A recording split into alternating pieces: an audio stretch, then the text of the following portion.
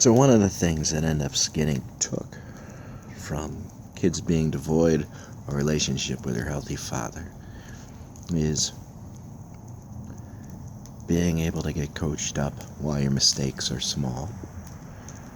And then also learning and sharing stories. The stories of your life and the stories of your relatives and perhaps your father. And as we start this off, there's a little glass of brandy.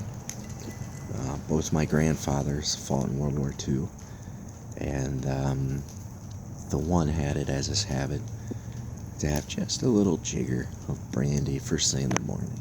He said the hardest part about a day is getting going.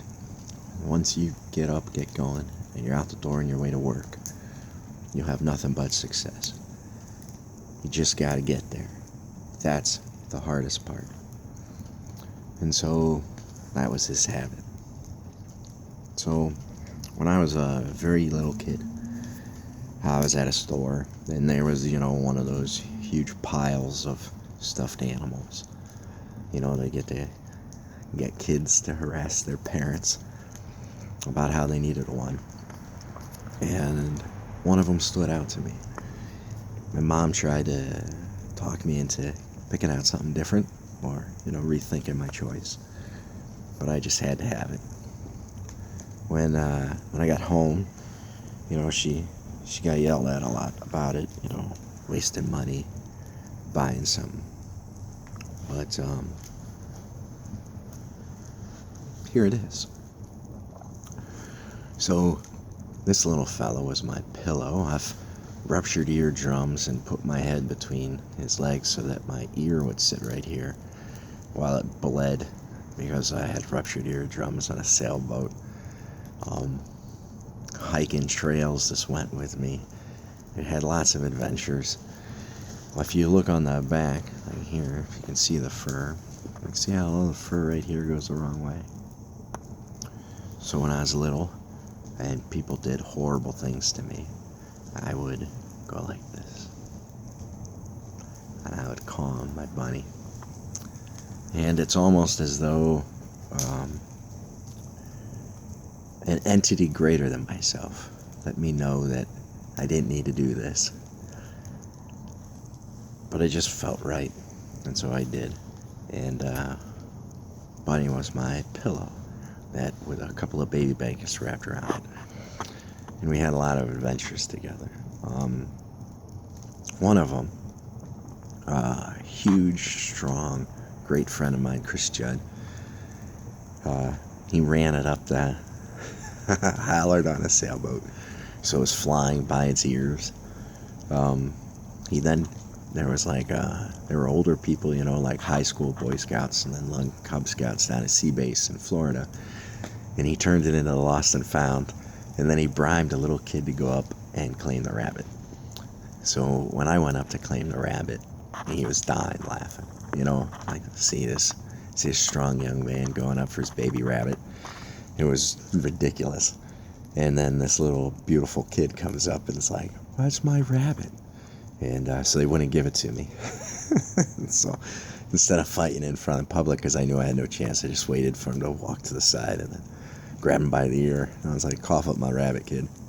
I was like, "That big guy over there pay you how much?" And I think it was $10 or something like that. And I gave him $10 for being a good sport.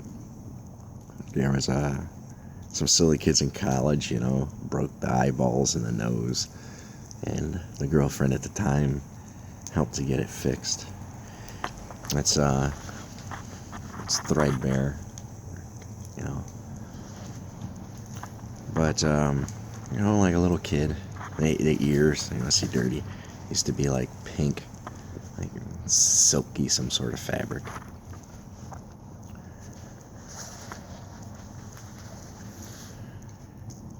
And there's nothing really wrong in that.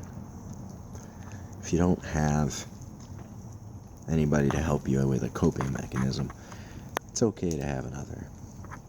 But it's also okay to let things go.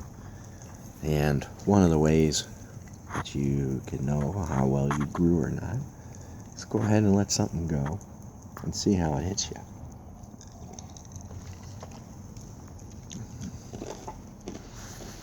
So, thank you for watching. Thank you for your time. And let's give this wonderful rabbit a send-off.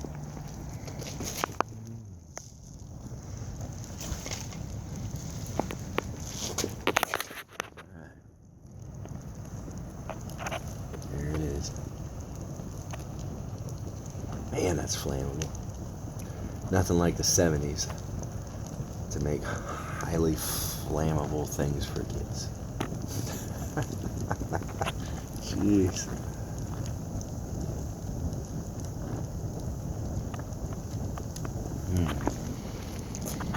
Ear infections.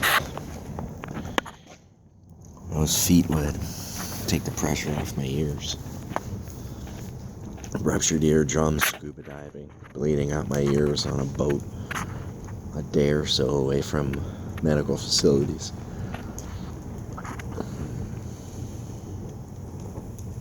We're lonely and tired at the end of the day, and you just want a little company. You kept me good company, and I had a hell of a journey. That's the story of the rabbit. What you have? What's your story? Know that you've never been alone, and you've always been loved. Have a wonderful week.